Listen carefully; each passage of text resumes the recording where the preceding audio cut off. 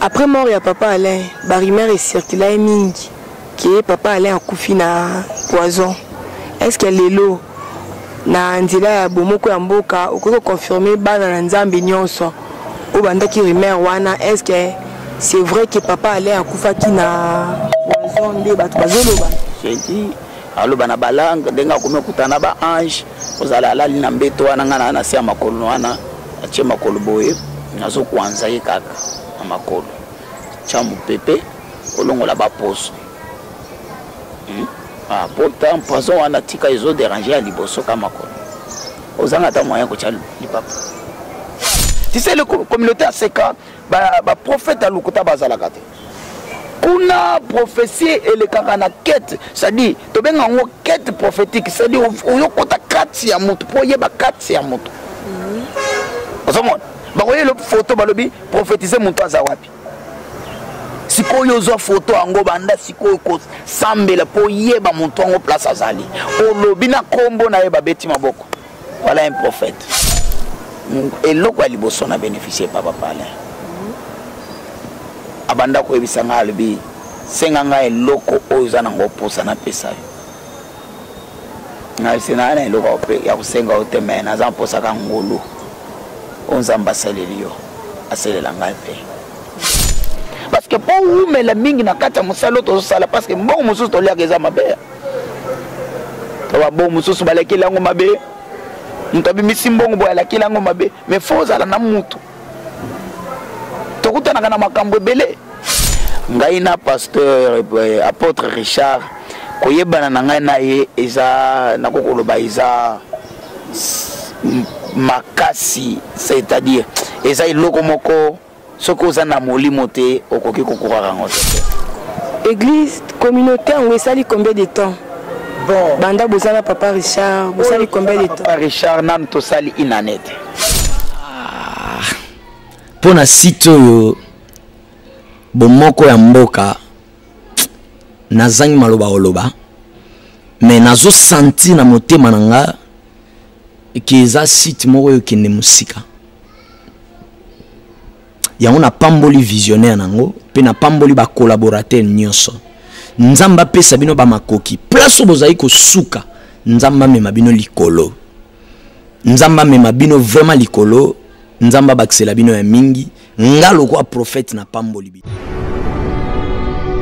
Fidèles téléspectateurs, suivez désormais chaque jour sur votre chaîne Bomoko Yamboka, votre nouvelle émission Bonzambe na Bomoko. Bonzambe ya Bomoko est une émission de qualité, de distinction et de pure réalité religieuse. C'est une émission bilingue pour permettre à toutes ces personnes de pouvoir capter le serviteur de Dieu qui par leur expérience vous parleront du Seigneur, qui par leurs expériences vous édifieront. Ils seront là, prêts à vous aider. Restez branchés, restez connectés. Chaque jour vous en saurez plus. Soyez bénis au nom de Jésus.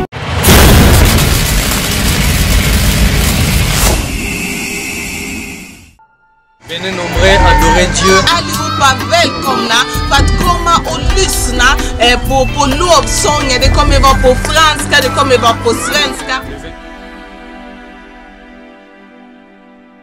Règne jamais. Règne jamais.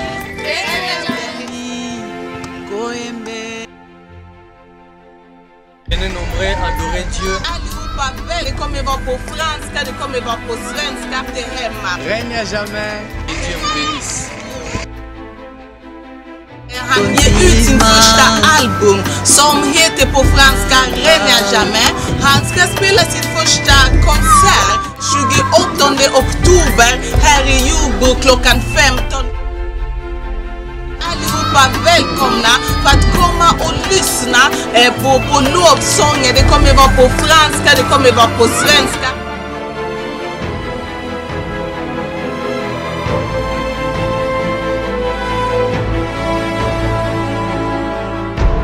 Le 28 octobre à 15h ici à Jordbro, il y aura un méga concert pour la sortie officielle de cet album Règne à jamais. Venez nombreux, glorifier notre Dieu ensemble.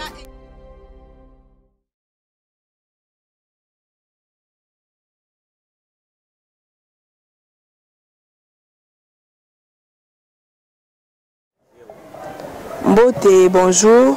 Balandi à 3W Bomoko Yamboka. partout dans le monde là où vous nous captez. Donc, le Bomoko Yamboka devant votre humble servante Lauriane, to sepela ki koembela bino prophète Daniel.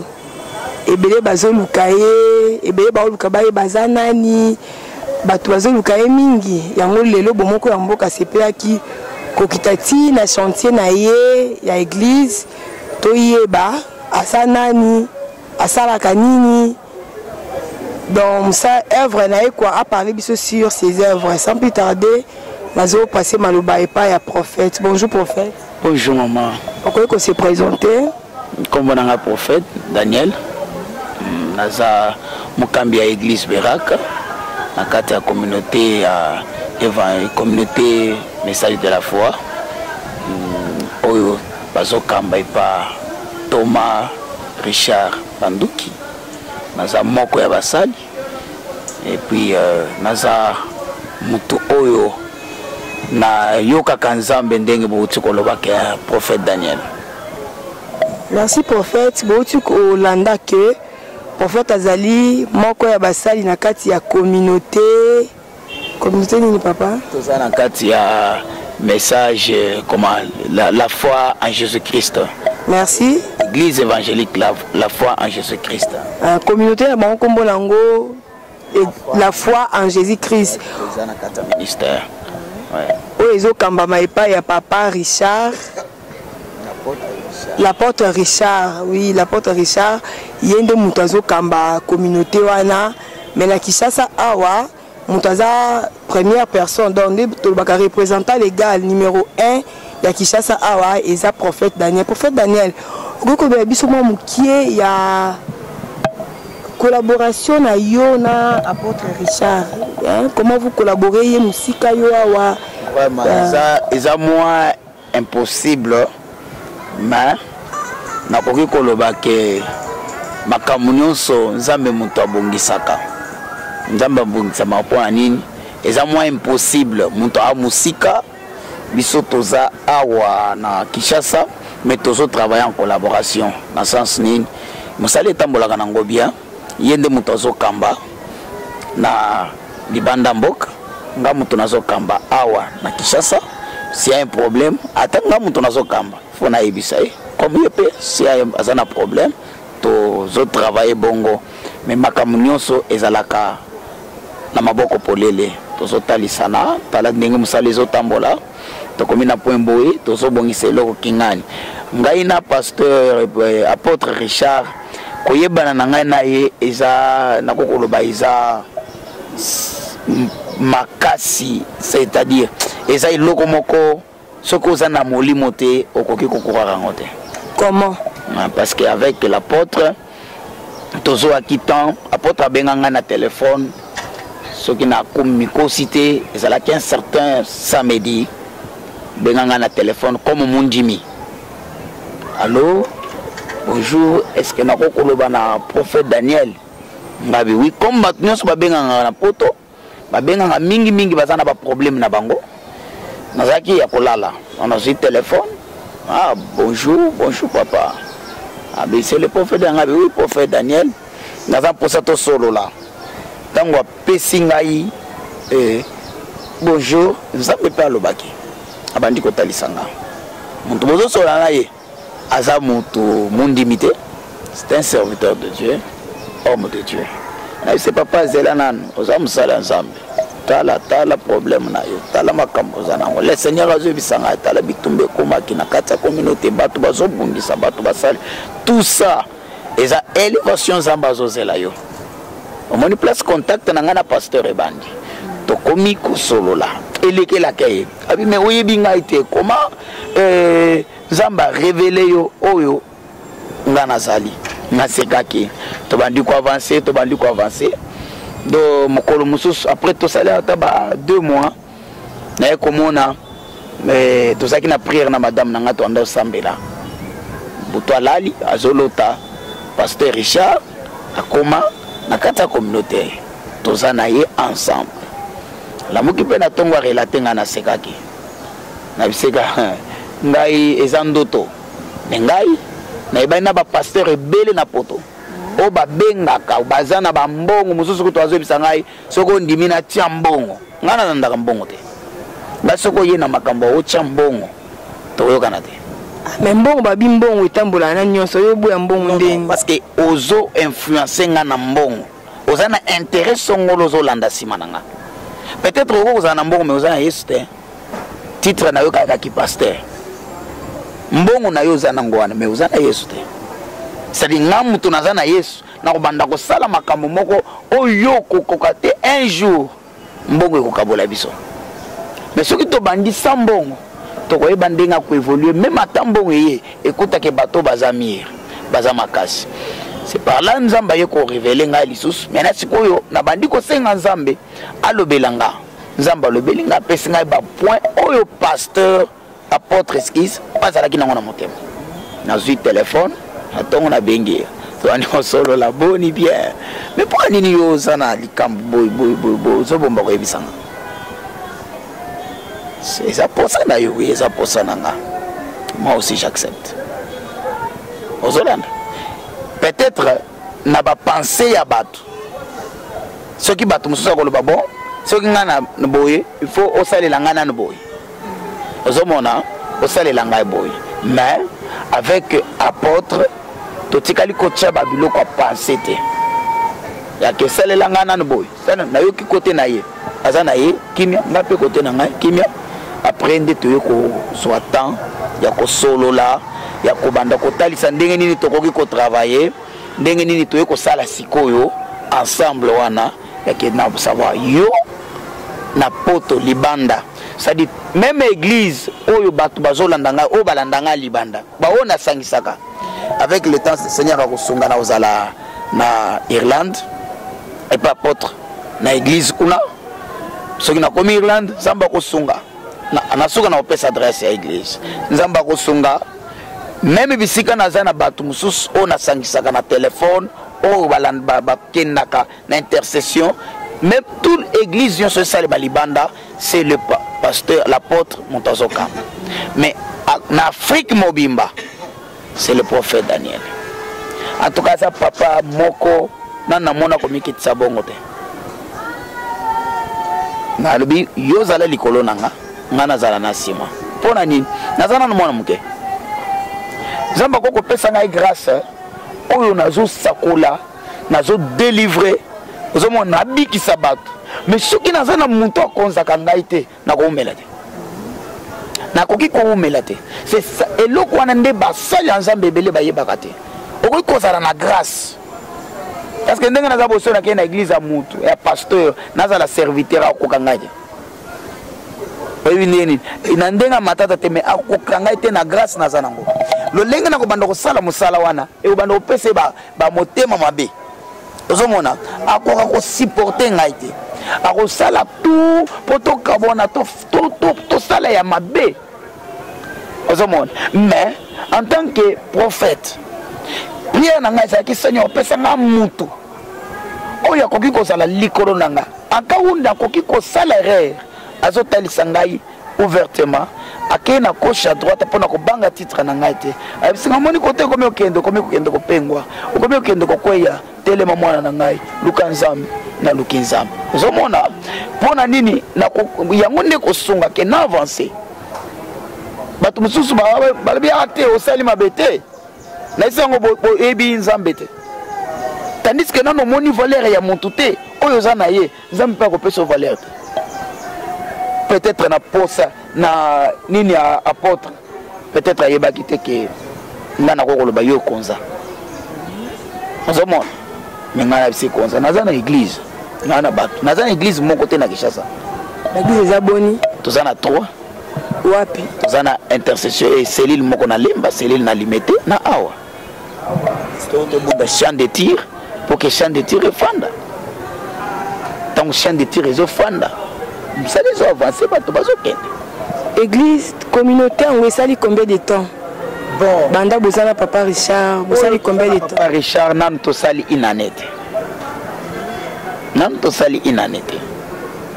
mais église ebandi kala combien de temps déjà na 4 ans et demi ça dit 5 ans ezobeta na 12e mois ozomona mais na ndenge wana mosali banda kosalema nango malgré mosali ezosalema naza mpe na posa ya conseil ya moto po esunganga conseil wana moto akoko apporter conseil ata ozwi conseiller na yo tie pembeni akobangaka titre na yo abi me ye nde moto aza chapeau te ndenge aza wana oyebisa nini soko omeki kotalisa ye peut-être akolongolanga na place wana na kozangaka mwa kanyota ya moke bome nazalaka na ye bongo mais soki oza na mutu ye nde moto azochapeauté likolo na yo eza facile oyo osali yango te. Merci beaucoup. Nasala ndeni tambola boy. Ça va. Pour nazana posa ya ngono nzamba pesinga. Eumela. Tini mukolo nazo sela 150 ans. Na kufi nazana bakoko na ngai bana na ngai balandi le même musala wana. Parce que pour umela mingi na kata musala to sala parce que mbongo mususu to liaka eza mabe. To ba bon mususu balaki lango mabe. Mutabi misimbongo boya la kilango mabe mais faut na mutu tokuta na makambo belé faut na mutu même boy na sana no jeune marié na utiko na za jeune marié papa mwana mwana moko to moko bana te mwana c'est papa bana belé c'est ma papa mwana ozo mwana na bala ça fait 4 ans 5 ans tous ans 4 ans. Donc, il y a parce que date à l'église, date à mariage. Merci beaucoup, prophète. Bah, ici, biso oza prophète. Est-ce que le biso moi moukié sur la ministère et la prophétie? Oui. Na koki ko fongola nanu moi moukié. Bah, tu vas comprendre d'abord. Prophétie et zanini.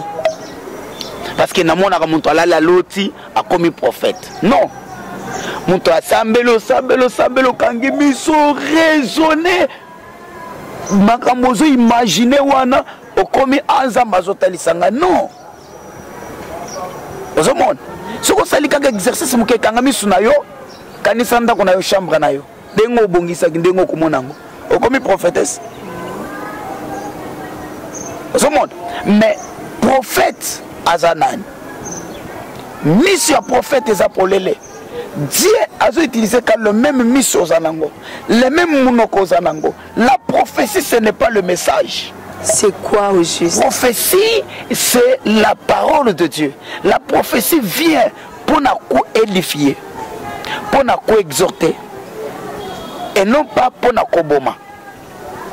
Mais biso to moni ba prophétie ndenge na ndenge ya mabepe ya kopanza batu ya ko le makambo babe sur batu dans yo lobi prophétie pour na ko exhorter ko édifier siko ndenge ya prophétie komaka donc tout pas c'est kasi yango nde nazolo ba prophète batu batimbela surtout na Kinshasa on a tonga immeuble faut na la prophète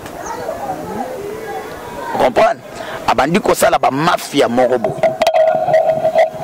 zamba talisete a raisonner atindi bato basali ba fier par exemple vina yo mobimba lobi na invité na église oye na beteli o zo ensemble lobi boy soko landi yango pété c'est-à-dire azwaki ba information un prophète azam mutu na terre nyonso même si obengi ata oyebi ete il faut lobela yo parce que une fois yo ki alobela makambu nini oyo etalisami vi na yo ebombama na kati na yo mabe osala malamu yo osala ou makambu oyo bazobongisa oyo ya mikolo eza koya parce que surtout que na dictionnaire prophétie eza koloba makambu oyo ezoya na futur oui mais inspiré par Dieu.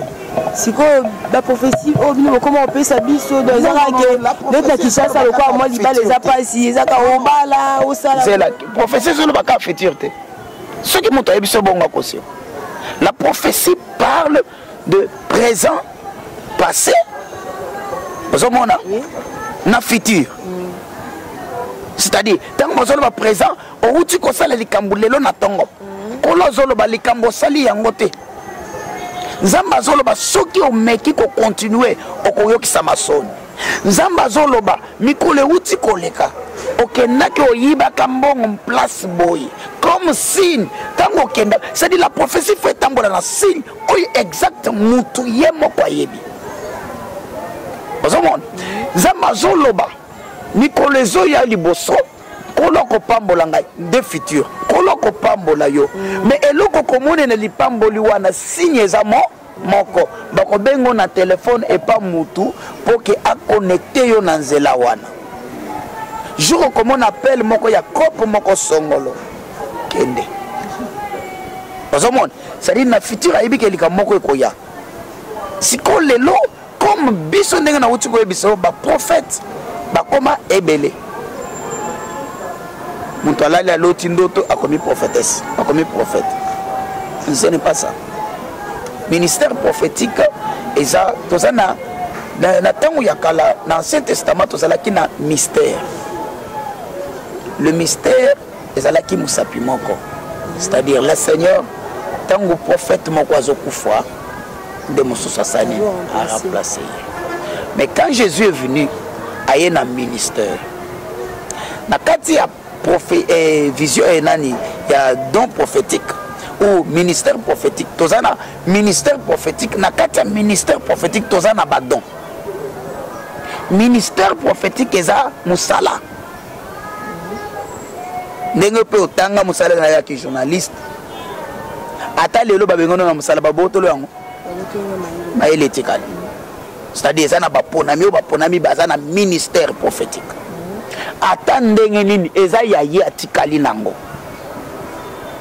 pe tozana bato baza na don les dons babotolaka les dons sont baboto c'est que mutu ndako opesa mutu don spirituellement comme mutu nzambe moko c'est-à-dire le Seigneur a fait la grâce dans sa prophète lobi na bandi ko prophétiser pardon parce que na banda ko tambola peut-être na intercession na kontaka peut-être na basali nzambe na banda ko tambola na bango il y avait quelqu'un ou azaki na grâce wana ou azaki na ministère wana mengolu wana ko elinga na koma na moi don wana ya komona pe ya koyoka pe ozomona soki mena na tamboli malamu te nazo sala kindumba nazo yiba mbonga bato nazo sala makambo mabe les dons là ekokende ekolungwa nzamba kolongola ngo sikoyo kotikala kaka la kombo prophète po banda kosala biloko alukuta toza na don prophétique et vision prophétique différence dans les années oui tant qu'on a une vision prophétique c'est là où on doit trouver des prophètes vous êtes prophète il faut avoir une vision prophétique ata otali mutu boy bandiko yebisa mutu détail ya likambo wazana n'est pas biloko nazo mona bato bazo prophétiser excuser ou prophétiser mutu bilamba latina c'est non c'est quoi ça ce n'est pas la prophétie et bon prophète pardon bato bateli marana balabala wana bateli ni balabala bandi ko makambo to kobenga bango ba visionnaire to ba prophète bato wana baza ba farceur c'est-à-dire bato moko boye na kokoloba baza ba kuluna spirituel c'est-à-dire ba kuluna moko boye bato basi ba lunga na ngoli boso ensemble parce que un prophète azana na za muntu azo fanda azo zela bato baya et no yo kende kuluka bato maintenant si ko tango zo telema na nzela ozo sakola hein ozo sangisa bato ernino kosabe o telemi o sangisi ba mama nzamba soloba ebele salema na kambela to na kishasa na biso eza makasi na mukolo moso na telemi azana bato na ye comme ngana boy na za bato na nga na tie bato na nga na biso to kende na sandu lelo yo ko uta na gauche uti na droite so na sakoli yo na biso na poche to poche na biso za ke to sangisa bato ebele tango bato ebele bakoya to bino boko seme ba $10 ba $20 mbongo eza biso moko ce sont des mafieux zo salema ao ngana kanga prophète moko na zandu na pavillon 5 na kendaki na ngana madame et pas c'est to kende utika ngana pavillon 5 boza bato kende na lingana na kende na ba wenzete po makamona mona kuna bato baziteka na bakisi ngai moto mesuka ngana metango na komi prophète wana te oh asilisi kaboy ya kanisi na bengi pona pambola yi na bise kaka di liloba moko omoni yo oyo uti kosala okosilisa zando te nzamba koyokisa osoni alinga manga omata te le seigneur azebisanga bato oyo bapesi yo mbongo wana eza clique na yo opesi bango mpo bapesa mpo obotola yabo bato mosusu wana okende kolelisa bana message bien nzambe akoyokisa osoni ava obima zando ntango na tie mokongo na bandi kokende le messia landinga ayebisi ngai eloko ezosalisa ngai eza moyibi eza kozanga nana mbongo te nana mosala te na ndimi ya solo nzambe azali oyo eza nzambe aye kolobela nga mpo natika yango nasambelaka te naza prophète te me na misali prophète ozomona prophète bayebelaka ye na bakalite ya makambo ezobima kati na ye donc pour comment prophète akendaka koluka bato te na balabala mais prophète bato nde bayaka koluki bongo baya koluka mosala merci bato fo baya kolukanga na fandi ya bayebi ke prophète moko azalaka place wana enoke okende koluka par exemple en entre parenthèse mwasi yo somoni mwasi ake koluka mobali mobali moto oyo koluka mwasi c'est ça. Merci beaucoup papa bandeko balandi eza na point moko tolobeli te prophète Daniel à part kozala prophète mosala ya nzambe azalaki lin ya bato oyo bazalaki bagarde malade ya papa Alain Moloto paix à son âme. Prophète okoki kolobela biso mokie c'est que oyo dès son vivant papa ya papa Alain makambo nini oyo bobandaki kopartage bino mibale okoki kolobela biso nzambe abatela esika azali naza ndenge olobi ke moko ya bato babanda kobatela papale te papale azalaka na moto moko abanda kobatela ye naza carte malade na ye kozala comme tel ke nazalaki engagé te papale alingaka nga mingi abanda kolinga bato mosusu te banda kolinga ngai nazala pembeni na ye c'est par là na ye kobima carte malade na ye ke yo baengagé ngai nazala carte malade ya motu no papale na bénéficie makambo ebele pembeni na ye okoki otanga ata mibale lelo na banda koyemba te mais lelo toloba te à part prophète kozala prophète aza moyembi na banda koyemba te nzambe asungi ngolu wana ekoyelinga lelo nazokoma mpona nzembo ata nde tofandi na yo boye c'est-à-dire soki oza makasi ezalaka makasi akoma c'est-à-dire nazosala nzembo na minute nazo retrouve ke nazosala album ozomona ke banze mosusu ozosala lelo ezoya kitoko koleka oyo lingo osala sikoyo tokomi koloba tolongola oyo tozongisa oyo ozomona eloko ya liboso na bénéficie papa pale abanda koyebisa nga alobi senga nga eloko oyo eza nango oposa napesa yo ngai na eloko ya kosenga yo te me naza mposaka ngolu oyo nzambe asaleli yo asalela ngai mpe mais je ne savais pas peut-être moi na ma pensée nanga nabaki un jour na ozalaki ngai mais nzambe azotinga ngai na nzela na ye c'est par là na nsima kokufa na ye no nabandi sikoyo donc œuvre oyo obandaki yango après liwe ya papa Alain to ya nzambe kosalela nzambe papa na banda kosalela nzambe depuis kala mais na papa Alain tokutana na ye na nzela nzambe na mosala nzambe c'est-à-dire papa Alain aza musali nga na musali naza prophète epai mosusu na communauté oyo napesa mbote na seka bisika nazalaki nakonteni ka makambo ezangaka te nakokaka na ngai makambo ya kobendana te ngai kuna kobendana vomi natikela yo nde nalungaki nafandi ti papa ala bandi kobenga kolanda ngai tosambela tozala parce que papa ala alingaka motu oyo azoloba ya busolo olobi esakoli mpenza esakoli o tatone to na tango to sambela wa nazomona on dirait nzamba zo telisa ngai lokomoko lokola bisunyo to lobi lokola ndeka te on attend que tous sambela nazomona banzete zo kobima tango banzete bimi na banzete wana tu sais le communauté à seka ba prophète à lukuta bazala kate kuna prophétie et le kakana quête c'est-à-dire to benga ngo quête prophétique c'est-à-dire oyokota kati ya mutu po yeba kati ya mutu osomona ba koye le photo balobi prophétiser mutu azawapi sikoyo zo photo ango banda sikoyo ko sambela po yeba mutu ango place azali olobi na kombo na yeba beti maboko voilà un prophète osomona et tant qu'on zo prophétiser bazo tuna mukolo makambo lobi ya solo oui osomona mais tant on a kokutana na papa la bandi sikoyo koyoka bisakoli na bato azalaki na bango amoni ke bokeseni ezali oyo eza bisakoli moko ya ba histoire ya koloba na tango na banda ko sambela mais oyo depuis toza na ye alobaka na tango nazo sambela soka tofandi bo keba na quelques minutes ikamoko zo salem na minute salem bon lobi na moni za na programme bo menzamba lobi sala bo albi me makambo zo yeba ngondeni akoza na fandi epana ye na zui téléphone na bengi amoni place ozali ozana boy nzamba zo boy abi non yo lembisinga ozomona c'est par là que papa a commis siko ko balancer aye ko la bawo baso samber bazana bisakolite voilà un prophète le Seigneur a la kakaye depuis na 2001 que na kotindela musako le pene na yo oyo akozala na disposer ya œuvre na zana ozanango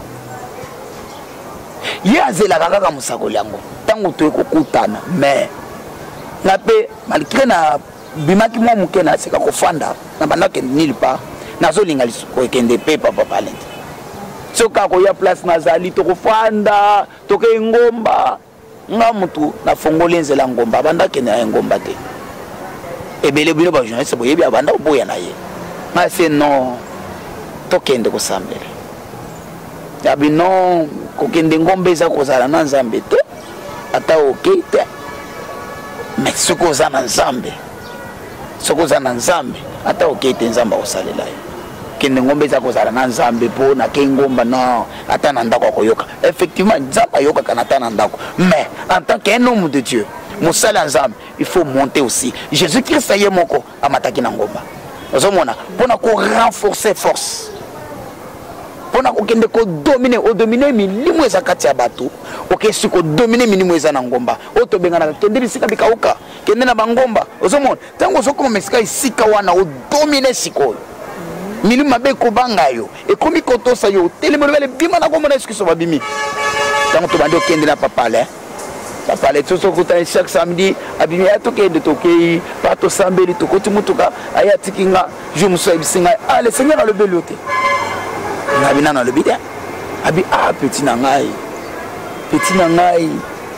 nzamba lobela yo nazana musala nazulinga na banda Eden ana Eden e bandide ngai site ngai tikanga na fanda na ngai na raisonner parce que nazaki na intercession nanga malgré na lunga na seka mais na koma ko sanisa bato to sambela intercession bato bazoya sikoyo ye pona ye tozala kaka nde to ekokoma tango tokomi nde eloko epesa ye bolingo mingi c'est la prophétie papa la lingaka muntu azosambela bagene yaza pe makasi na bagene mais ekokutana pe na Daniel libula bankosi mokonza bagene c'est-à-dire ngai soto gene na yo zala makasi soko za makasi te kobukana ata le bito beta 40 jours na za kuna te 100 jours ata le bito 2000 jours o mona pe na sengo eloko oliate na seko kaka siko ya ikukuta ke mwana mobali yango so ba tshebilo na ba sina lina ngai o me alia kate ebele kutu ebele ba yebali no ba na lia kate ye kutu ata kutu même ata ba serviteur na so na tamona ye o mona sa vimbi na nzela wana bi mutongo mubimbo tutambo na ya lilinza le ye azo kende kaka après mort ya papa Alain barimère circulaire mingi que papa Alain akufi na poison. Est-ce que lelo na nzela ya bomoko ya mboka okoko confirmer bana na nzambe nyonso o bandaki rumeur wana? Est-ce que c'est vrai que papa Alain akufa ki na poison nde bato bazoloba? Oui, papa Alain akufa ki na poison. Papa Alain akufa ki na poison. Et puis aza muto akufa ki na poids na normal. Na lo barate ki akufi poison de muto bumuye nzambe muto azuye. Parce que moko asenga ki liwa. Abisi nzambe na souffrir mingi. Nazo sala musala batu bazo sepela na ngote. Comme bazo lingana kufa. Mais na lingi liwa na ngai te e loba mana maboko ya batu. Yo moko zwanga. C'était le mardi, abandi ko sala ba prière na ye, mercredi, jeudi, aloba na balanga denga ko mekutana ba ange, ozala ala lina mbeto wana ngana na sia makolo wana, atie makolo boye, nazo kuanza ye kaka na makolo. Chamu pepe, olongola ba poso. Ah, pourtant poison wana tika izo déranger à liboso ka makolo. Ozanga ta moyen ko tia li papa. Zomon. Prêt à écouter un thème. Vendredi, à Koufi. Dans un Koufi, ça Koufa qui n'a pas 17h. À Koufi, là, il y a un hôpital, Nanda Kounaye, na chambre. Kita qui déjà hôpital, comment qui Nanda hôpital, Tolonga ka hôpital 2 semaines avant. Parce que, à la lotindoto, bazo ya kuchube tonga mabe. Ngape na la loti ndoto ba changer docteur na yiba pese de mundele. Ozomona. Siko na ndoto ngo na zolo ba te. Mundele te yipa zo petit na ngaboya. Na suki na ndoto. Tango na zolo ba yipa alobi ah. Eloko moko e balani. To komi na ba 8h ba yeko lo ba ke docteur na ye. Ba changer ye. To za docteur mususu akotala ye.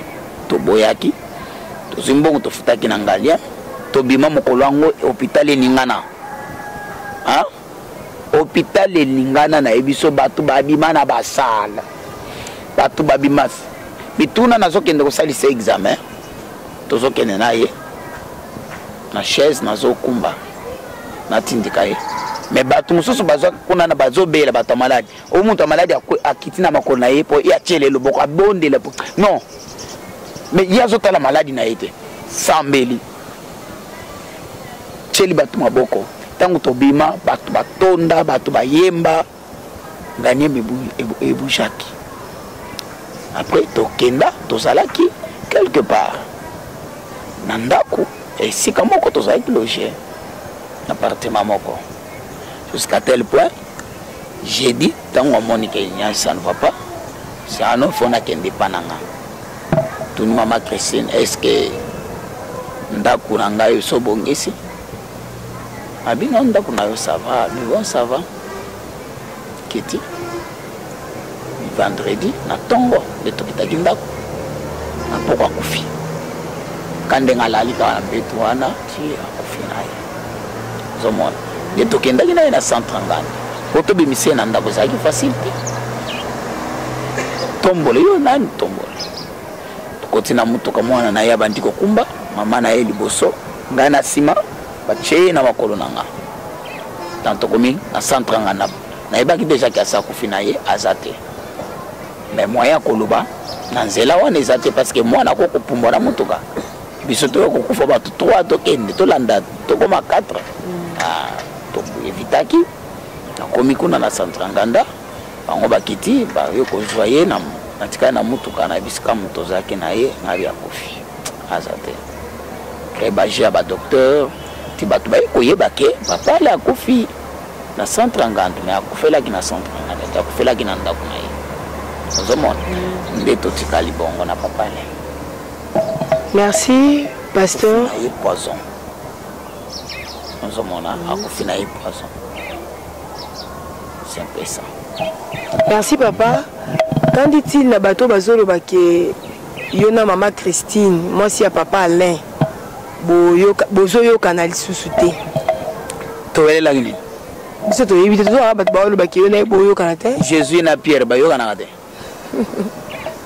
malgré Pierre wanga na ka Yesu boya ka aboya ete sikoyo atikelaka église ye mpe awanganaki ngai ezali kaka mwa erreur asalaki sila awanganaki ngai me asa abongisi toza na problème te aza mama na nga donc vous nous rassurez que vous avez une bonne relation toza na ye bien aza kamisa na nga epa na bango so na nga nakomi epa na bango me ondima te bandeko na ye nyonso ata bango baza na poto zomona alikaka wanganaka nga esalanga baka pasi lokola jésus atombolaka miso atala pierre alobi yo owangani nga po aza mutu nayebaka te kakwangana nga sadi so nalobi bongo makambo ya bien eza na kati wana oyo tosalini ya bien ya malamu naza mutu oyo naza na secret ya ndako wana ozomona me na mitali nga moko nazo batela me ya kokaki kobatela te me ezalaki influence ya bato oyo bazalaki pembeni na ye oyo bapusanaka soi-disant bameme me bakosi kutu te bakosi ya yuda aza na ye malamu batigre na baours bapusanaka pembeni wana bamisala bana nzambe bonjour c'est-à-dire bonjour moko ya elemba lokola litabe il y a Monica bonjour albia c'est-à-dire asali qui gentillesse moko hypocrite ba hypocrite ya kosakana te ngaza hypocrite ngana lo baka trop ngai vérité pana ngai umela ma prophète mingi ba lo ba mi alors yango déplacer wana pour yeba ke muntu asa prophète faza la bongo prophète aza muntu wangu te soko kuti prophète a makambo boy malili aza prophète te aza na ministère prophétique te aza na kati ya don aza na don wana peut-être nzamba yokela ye mawa tango banda osambela zaki na passe na ye ya ndako soki passe na ye ya bobola soki ba problème nini na komi pese ko sambela ko lukanzambe ale nzamba yeko pese moi koyoka muke akomi comme benga prophète te aza messager aza muto apesa ba message toza na message prophétique na message simple message prophétique ezoloba na kati awo nazomona muntu aza na problème songolo kolo azoloba yebisa muntu wana lelo nzamba asaleli ye problème wana eza problème ya maladie kingani osite na kombo ya maladie mokolo maladie alibi ngai voilà le message prophétique amoni te mais musakoli yango ayoki na matoyi ndenge bayebisi ye wana ezalaka na précision te mais ezalaka na basigne oyo ezotalisa ke mokolo maladi wana ntango ayoki alibi ngai mutu na bandako bela place oyo naza na pasi kaka place balobi ngai nde mutu nazwa pusana liboso komona mutu yango abimi ozokomprendre bato wana basali atu po tokabwana na mama Christine na ndenge mabe bayepa na nga bazwi maloba bayepa na ye bazwi maloba o mama Christine azoloba bazoenregistre baye batyelinga nga mpe Daniel boya bankosi nasepelaka biloko wana te ali na sidiki ngabi mais voilà mutu azaka mutu quand même koma na niveau oyo mais ntango toyo kolandela ngo malembe totrouve voilà bato oyo baje basali mo batikala na mama Christine lelo baya kodestabilize mosala ndenge ekufi wana edene ekufi yoko ndenge ekufi wana parce que bayebaki question totiki mosala oyo bato oyo papa ale apesa confiance oyo baza na bango nde alebisa bango bamakambo ngana na basekret ebele na bamakambo ebele bama koflate oyo te maleme nde okomona baevre ndenge ezo avance nde kobanda moto mpenza azalaki na papa ale c'est-à-dire moto papa ale atikelaka makambo ebele alobelaka ebele baevre oyo bokobanda komona wana nalaki yo c'est-à-dire baevre oyo ezo avance malembe même bato mosusu bakoloba tosalaka rere ozo comprendre mais avec mama Christine problème mon côté tosi tobongisi mozomona aza mama asa nakomprenaki ye nayebi mama Christine bien nga nafani nazaka mama Christine ngai nafani nazaka mama Christine nayebi kaka mutu mpe ngai nasilikaka te mais ye asilikaka makasi mais asilikaka umelaka te soki asali mabe komona se limbisa bola mona yango wana atalaka te age mulai munene awebisaka limbisa naza mutu soki alingi soki aboyi na ye ozomona azalaka mpe flatteur te mpo aflatte mutu ndenge azalaka mais naza na ye problème te moko te bref papa Daniel na mama Christine baza na bonne relation donc baza na problème moko te bana nzambe nyonso boyebaki mama Christine eza mama na ye baza na ba bonne relation Pour la service traiteur na bino, bana poto, bana kin partout dans le monde. Dès que le Sorinet service a ça apporté na bino. Et là service traiteur, on a ici quand on a la manifestation, retrait de deuil, collation, mariage, conférence. Dès que le Sorinet service chez Papa Franck, Azawana pour na bino. Toujours continuer na prophète Daniel. Prophète Daniel, après mort il y a Papa Alain, on dirait bah retrouver que nos symptômes il y a poison. Est-ce que vous connaissez les akinini? On va retrouver un base symptômes il y a poison ils a dire. On se retrouve qui ont qu'on a des symptômes il y a poison. Na souffrir qui mingi. D'abord on a profité pour remercier mon tunion soit son Nathan Wan. Quand papa était aussi malade, moi j'ai regardé peut-être, je disais, ah, ils en ont peut-être à ça là-bas aventure, mais non.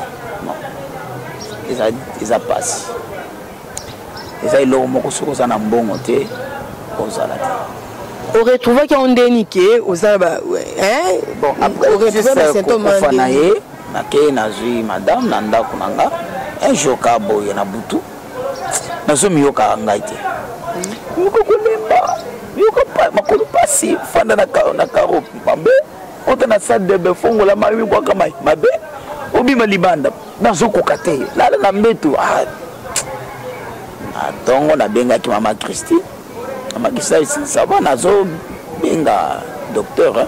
Aya na bengi docteur. Oyo est wana ye.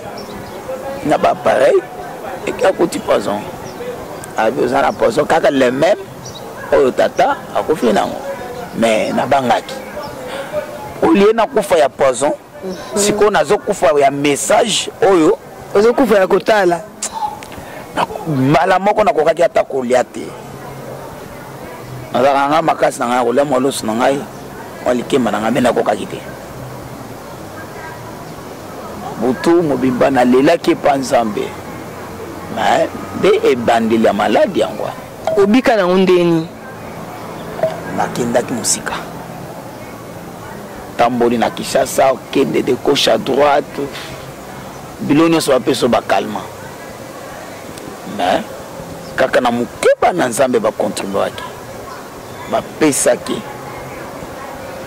Monde na zwaka muntu oya bikisa pesanga kisi o isalaki ba nettoyer makila babimisa makila so ngisa makila mususu ba nettoyer pesinga ba kisi o na meli ozo yokake oza la libumo welo ezate c'est comme si oza vide o tambola atam pepe beti bo stadi ba ko ozo ba boakio na malembe pesinga ba kisi ba ndaumela ba kisi malembe ti lelo kola sunginga ango nazo profiter ko remercier mutu nyonso o peza assistenga muso ayebita yoki kamawa na ifuka maka chaque jour na ibisa kanzambe pambola mutu nyonso o ya pesa ki même likuta na yemoko parce que na poto za facilité ko futela ndako mai courant internet zomona nani parking a mutuka eza facilité bandako ndako eza cher mais aux se retrouver que bato wana ba sali sacrifice parce que bazaka na ba budget na bango soki ba futa nga ba 2000 ndako na nga futa 1500 plus mai na koma ba 300 200 etikali ezaka na mo provision mo 100 na bombi mais moni mutu azu mo 100 na ya ko bomba wana atindelio mutu azu mo 50 na ya ko bomba atindelio en tout cas na sambela kana ebisa nzambe pambola nzambe akanisa bao babotaka te babota ata oyo azalaki na maladi abika kate abika oyo azalaki na vie ya malonga te nzambe atombola ye c'est ça frère na nga nasalaka nzambe apambola bango mingi ya bino ndeko nazali nde nabikaka na maladi wana bato bapubliaki na sina kufa mutu ayasa kufa ngolu ya nzambe po ya o Daniel alibiwa bankosi ya bantabate ya bankosi sadi bachaka nga na pembeni ya bankosi mais kosi akoka kolianga ete nakotianga pembeni ya liwa mais liwa ekoki kolianga te liwa elobi osolo mabe tosola biloko toliaka te eza lokola moto aliaka biloko moko boye te mais olambeli biloko wana otyeli oyoka so naliaka yango te sadi liwa elebi yo naliaka. Merci beaucoup na bato nyonso bazwi biso sikoyo na www.bomokoyamboka.com oyo bamoni sikoyo toza na papa Daniel, pasteur prophète Daniel yende obenganga pasteur ngana aza prophète Daniel atobebisaka bato si le Seigneur ayebeli yo na mosala moko zala kaka na wana sadi obenga ngai apôtre bishop na ndenge okobanda na ndenge okosisa mitoyi na ngai natali okabo mais soki obenga prophète ata naza wana beza okomi esika na ngai.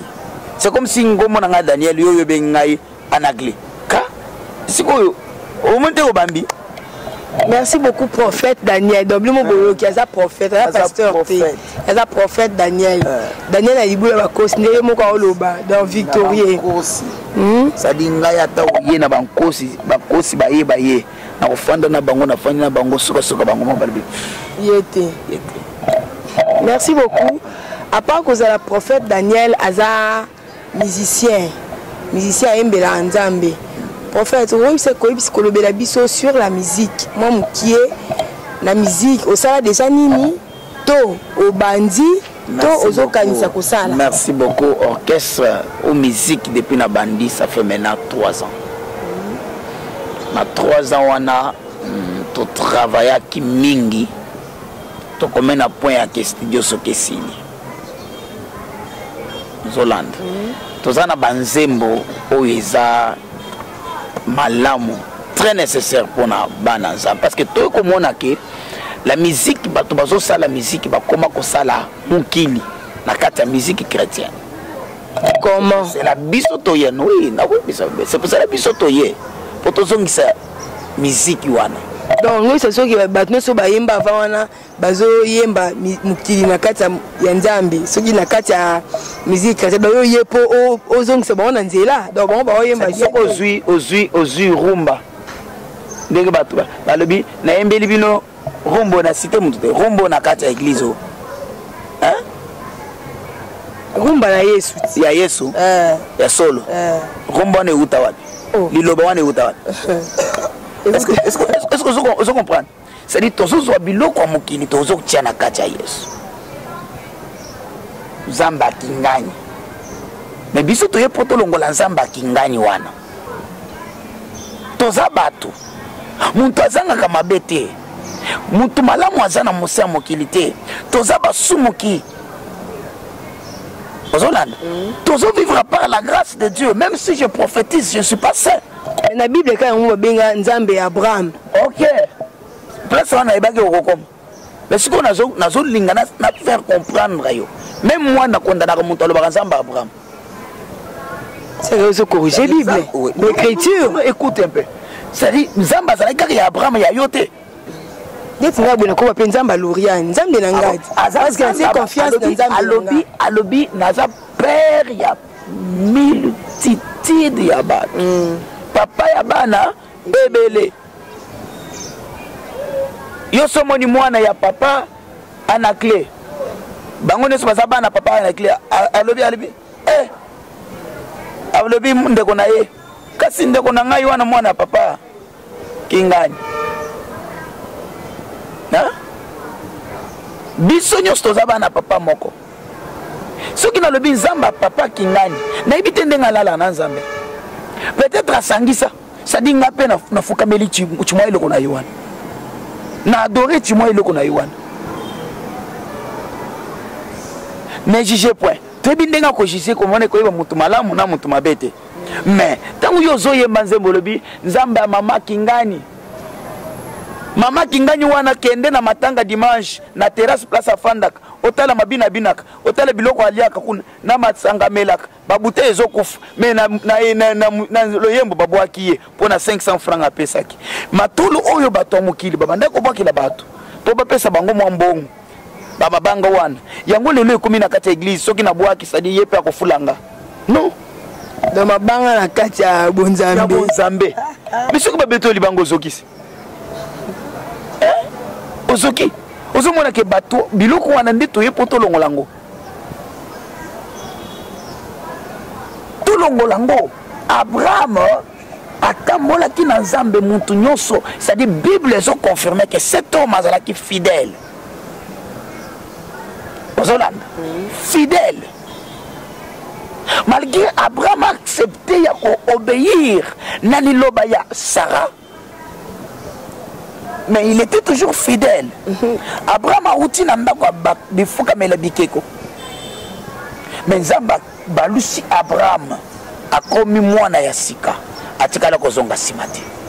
C'est normal pour tout le Dieu d'Abraham. Tozonga la sujet na biso le bela biso sur la musique. Faut to comme bima. Dans le bela biso sur la musique. Vous comprenez? Nazana orchestre musical. Nazo kamba batu. Ebele. Baza na olo baza plus de 15. Orchestre combo la on. Eza Berak musique. Berak musique. Berak on dit eza pe combo ya oui. Ya église locale ya Kisasa. Oui, il faut comprendre. Le Seigneur a levé l'Ingabi, Berak musique liée d'adoration louange. C'est-à-dire biso tozali pona kokumisa ensemble. C'est l'adoration. Josué après avoir kokatisa bitumba Moabite, le fils de Moab, c'est-à-dire Nassima Josué qui est dans la vallée de Berak. Abandi kokumisa ensemble. Koyemba loye, foyoka loyembo. Kombo ya Josué banda kotombo mate. Kombo banda kotombo mezake ya Weshama. Bazo yembela, c'est ça Berak. Biso tozo yembela ye. Vous comprenez? Tozo yembela ye. On va sentir que nazo yemba et loko moko oyo zo pesa batu. Posa ya ko yemba. Na ite pona nyingi na binisa yo. Pona betelo linzanza moko boye po eningisa makila na yo no. Mais na ye pona na peso vitamine moko boye. Oyo zangaka oyo banda ko telisa suki na yo. Pour ceux qui sont normal. C'est-à-dire que si vitamine wana, il faut comprendre que na yemba mais na yemba te. Il faut na zonga na nzela, na tika ko boka mabanga. Nzamba papa que pasteur Kingani. Surtout lundi pasteur wana. Bana batu na bureau. Babi ne juge point. Bible ka yango. Ngai na yete pona sambisa. Mais na ye pona ko yebisa yo boy. Soko yo pe yembaka, oyembi Nzamba Kingani. Sauter place wana. Merci. Par contre, le bataille est Nzambe Angaï Lorian. Nzambe Angaï Daniel. Parce qu'il n'a mis yébinding dans autant pour l'ensemble. Vous comprenez? C'est ça. Déjà, au sal album, to ozo kanisande. Nous avons un album, mais nous avons déjà un sal. Et bimi nante. Et dans le studio. Il faut aussi ça. Il faut que ça là-bas clip, bani. Titre album, combo album, ils ont 1 minute dans ta présence. 1 minute dans ta présence. Ils ont combien de titres? Tous en a 10 titres. C'est pas beaucoup. Ils ont mouqué. Ils ont mouqué. Tous en a 10 titres. Bon, tu sais pas que tu as 10 titres parce que Nassima, après album Kubima, nazo ça 6 titres ngamoko. Ngamoko mutuna yembi. C'est-à-dire wana koyoka ba parole, koyoka maloba oyezo languisa Nzambe. Maloba ils ont influencé Nzambe. Matolo na koko betela mutu fona betela tanzambe. Ils ont flatté Nzambe. Mais okoyoka. C'est-à-dire ozoka ke Nzambe kitina bokonzi boye aya fanda le bimma beta matolo ngana pambola. Beta matolo ngana tombola. Beta matolo. C'est-à-dire eloko wana. Après 6 wana na sima siko tozozong c'est lisusu 24. Naza na sima album moi nous avons un producteur moko. Naza na productrice nanga la maman que j'aime beaucoup. Na lingaka bato ba abote. Naza productrice nanga maman Viviane azana Hollande. Ma Viviane ici que ça tout question bote na Hollande. C'est pas papa Robert. Ah oui. Azana Hollande. Tozo bunda. Ah mama bato na ebisaka kaka otala o muke ozana ngote to bunda kaka. Un jour fufu ko bela. Nzamone. Mamuke. Pona yekuta bandako bangabi makambo lume ezala kanango omona ndenge eza wana mbongo sikoyo soki ngana kokite na ko freiner bino boye na bangabi na lingi bato bazoya na bango banzuwa bapesa ngambongo mais ngai le Seigneur a le belinga kayo parce que yo ozana vision moko na ngai le vision on a la bombe secret na biso. Vous comprenez? Tant on a bandi ko tandele ba vision le mais yo en tout cas Nzamba le belio. makambo nyonso olobi yango naza nango j'accepte maintenant mpona kote c'est que to avancer maleme banayebi ke album ezwaka ba 15 000 ba 15 000 cet album eza na date moto projeté mpona bon na yesu aussi c'est 2017 c'est-à-dire toko fêter nango donc tu vas décembre album eza déjà sur le marché toko fêter nango toko présenter album c'est-à-dire ba janvier continue à marcher mais toko présenter concert ko betama nango kobosa na bomoko amboka te photo ya mais bokozala mais bino kutu bato liboso vraiment ba privilégié mais bokozala album ezali osali eza nango très bien tambola malamu malgré nde balobaka banda na pasi mpo nzamba ya kotombola ye ozo comprendre na boyi nanga okende plus vite nazala na nzembo moko nayeba yesu eyo nde mwinda na nga yo nde makasi esimbi bomoi wanga epa na yo esika nafandaka na kimia mpo nga natatola bobelese ngolu na yo yesu sadi soki naza epa na yesu esika nafandaka na kimia mpo nafandi na kimia nakowelela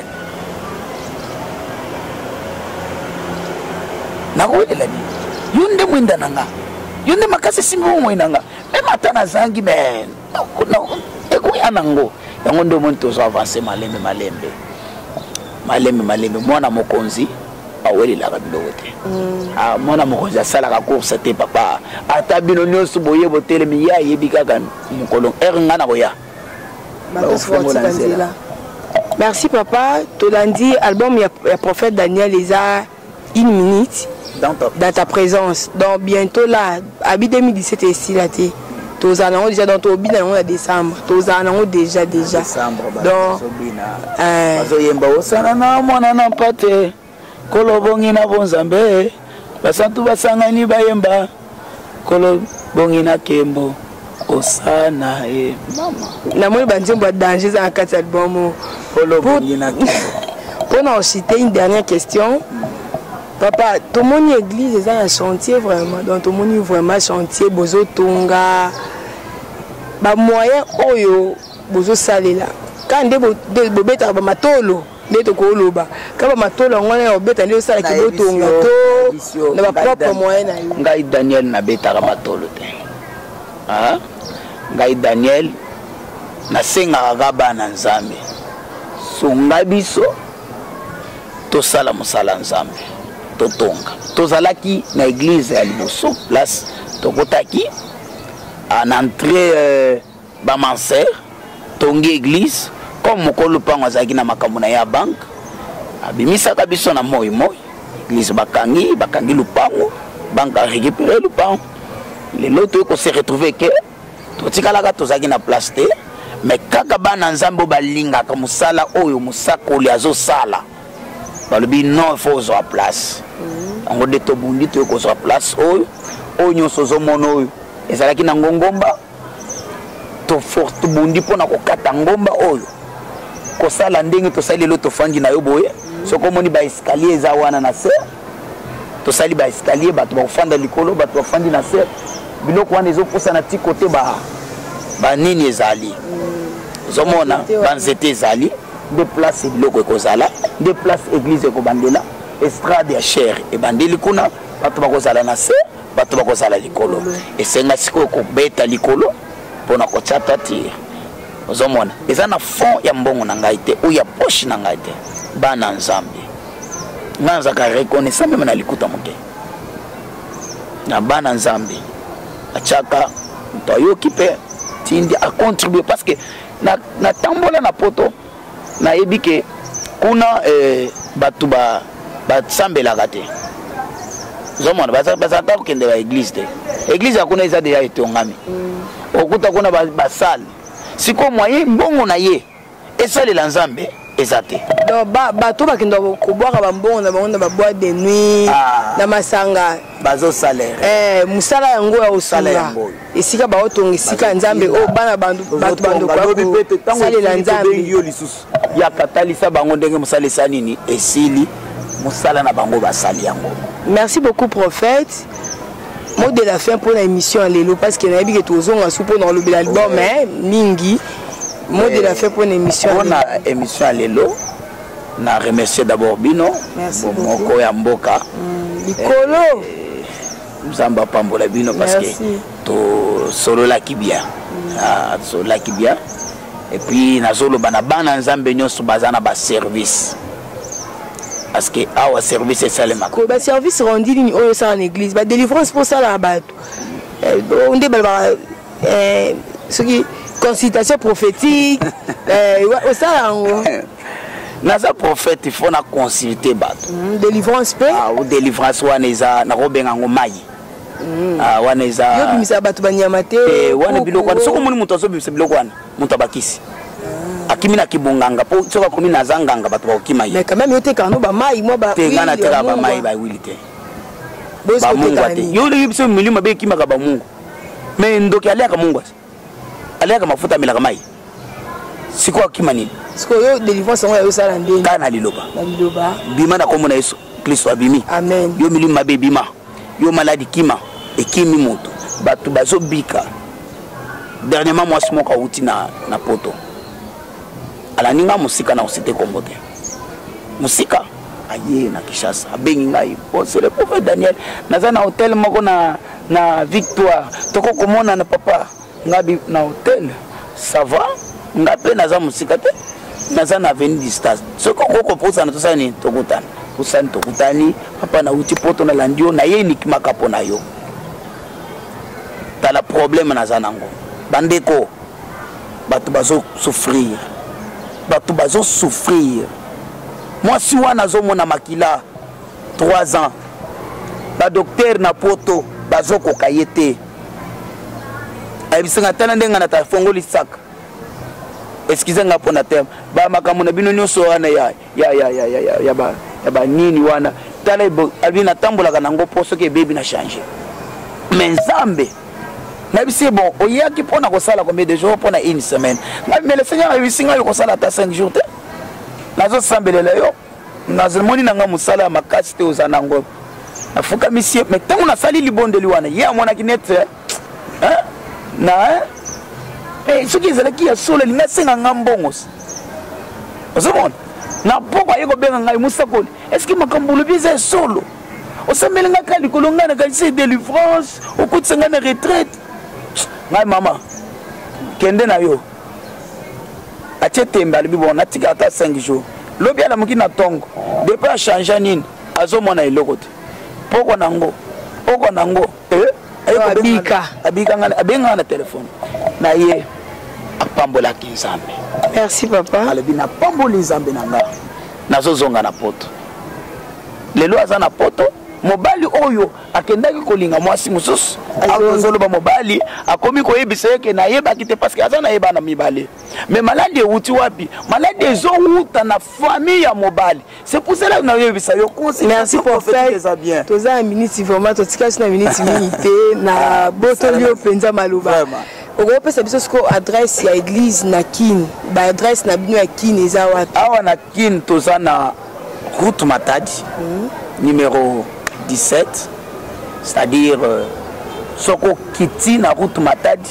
oleki 5e bureau bazo benga commissariat na Pro Crédit Bank hôtel Miwan en face ya Pro Crédit okomona soko oleki Pro Crédit moi mokena Vodacom en face wana okomona immeuble moko ezali na monga fula soko komi na immeuble wana okoti na kati de place église ezali ba numéro de téléphone okopesa toza na plus 243 81 97 92 990 plus 243 81 97 92 990 c'est-à-dire soko bengi naza connecté pona bato poto même obengi na direct na kozwa yo Zolande soko za na Irlande toza pe musika te na Irlande soko za na Irlande église ezakuna na Cork des places église ezali na Cork bazo kamba et pas apôtre Richard Banduki kuna tala Nzamba azali aux apôtres, n'hésitez pas. D'accord, Kakuna. N'hésitez pas. Ce que Kei, au côté Kuna, au Koutana na Moussali ensemble. Koutana na Moussali ensemble, au solo linaye, à Koyambayo. Aux Hollande, à Koyambayo, le numéro n'a pas de téléphone. Apôtre Richard. Na Zopesa, Boskizenga, on a un numéro apôtre Richard. Et ça, numéro apôtre Richard. Numéro ya pasteur Richard. Oui, apôtre Richard. Et ça, plus 353 86 35 17 621. Plus 353 86 35 17 621. C'est-à-dire service aux Salema na Kinshasa. Et ça ko Salema kuna. Ata ozana posa ke okutana na prophète en direct. Kende na église. Ozana poto. Soko komi kuna ataka ya ndenge nini. Tozo traité wan. Ensemble avec l'homme de Dieu. Téléphone, bakaizo Salema, délivrance aux Salema, bato bazo bika ba pona ba oyo bazana facilité oyate. Ozomona po bato ebele na poto bazana mikandate. Mais ba oyo bazana facilité akoya. Zo avion na yo yaka. Okutana prophète Daniel Yemoko. Ako kitelo ba prophétie ba nzondo. O ba prophétie moko boyo. Non, bazo yebiso place passe outi. Na biso mama ona yebiso monta sale loko, mama bokilo na yo. Kasi ono pandi ba tout. Mais na panzi te? Oh, kasi ko lobi bo mutaki a pandi na famille na ye. Na panzi nani apasukaki? Kaboli ba kaboli te. Par contre na ye pona ko talisa edi ayeba déjà que monta sale ngai loko kingani. Tango to sambeli pe afandisi mobali ayebisi mobali alobi ya solo nzamba alobi ke mama na yo wana akobela mama na yaza na hôpital mobali abenga ngai te mais moi si mutu abenga passer mobali papa to sani nati na mbongo papa na ngai mama wana na yebi te makambo asalanga asana ngai ebele ngazaki boite mama ngabi. Merci beaucoup prophète linga yo toza toyambela ki bino prophète Daniel donc ba prophète maloba mingi mais toza obligé ya okata ye maloba. Ma copine privée à Junior Kapa notre caméraman Dina Moussoni en Allemagne. Junior aleli les trois bobo ya e obwaka e. Donc Kanisa Junior Kapa ya compère ya copine e Dina Moussoni. Pour Dina Moussoni ndeko na Junior azolela yo. Donc talaka bomoko ya mboka. Pour Junior Kapaya, vraiment, des économes moyens bien les forts. Dina Moussoni en Allemagne, Kanisa Kapaya. Bande Kobalandi, tout ça qui n'est sengo ya koyembe la bino prophète Daniel. To solide qui to komingi. Donc esika bozali bolanda ki biso bo capital biso surtout www.bomokoyamboka.com to komina suka. Papa Patrick Mbote siko zali, maman Pauline Mbote na bino, ma copine privée Jackie Tentouka en France. Donc trop de bisous à toi mon chéri que j'aime beaucoup Pati Momo. Donc bah bisous à toi siko zali, à mes enfants aussi Patiane Perla, Pona Lelo Tosuki awa bye bye. Venez nombreux adorer Dieu. Aliupa welcome na pat koma o lysna på lovsånger det kommer vara på franska.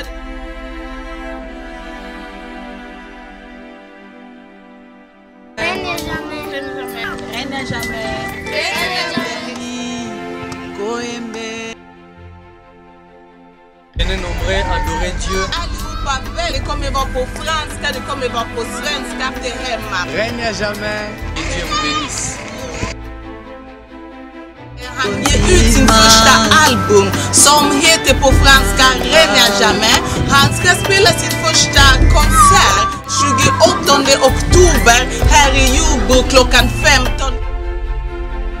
Allihopa välkomna för att komma och lyssna på lovsånger. Det kommer vara på franska, det kommer vara på svenska.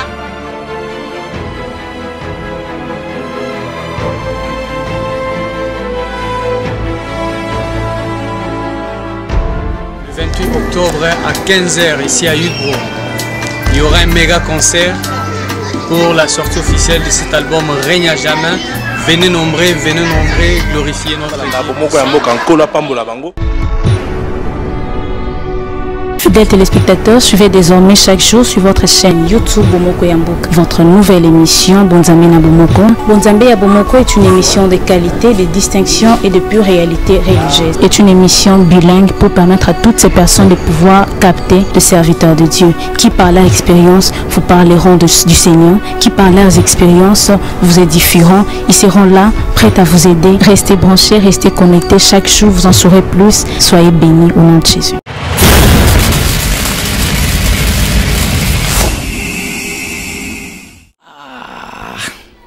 Pour na site yo Bomoko ya mboka nazangi maloba oloba mais nazo senti na motema nanga ke eza site moko yo kende musika ya on a pamboli visionnaire nango pe na pamboli ba collaborateur nyonso nzamba pesa bino ba makoki place bozai ko suka nzamba mema bino likolo nzamba mema bino vraiment likolo nzamba baksela bino ya mingi ngalo kwa prophète na pamboli bino.